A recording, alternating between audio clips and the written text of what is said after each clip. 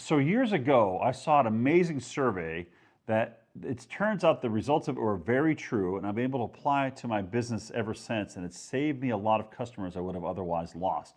It's the reason why people stop working with a particular vendor or company or something like that. Why do they stop? In the survey, you think would the answer be like, oh, bad service, or they broke my thing, or a bad order, or whatever it is. And no, it wasn't that. It was something a little bit deeper and a little more interesting. And the thing was, it was perceived indifference.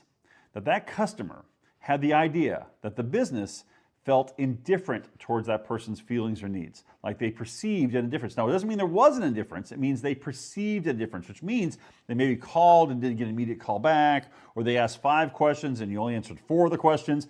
It doesn't matter what caused it. It matters that the consumer, basically, it all boiled down to, well, I don't think they care about my business anymore. I don't think they care about me. They're indifferent towards me. And that's an amazing thing when you realize that, because as a business owner, I would have thought it was like, I can think like 5 other things I thought it would have been before that. However, the question now comes up is, how do you solve that? How do you combat that? Because you can't be perfect everywhere all the time with somebody, and you can accidentally seem like you're indifferent when you're just busy. You got 5 customers, you handle 1, 2, 3, 4, 5, but number 3 feels like you didn't spend enough time with them or something.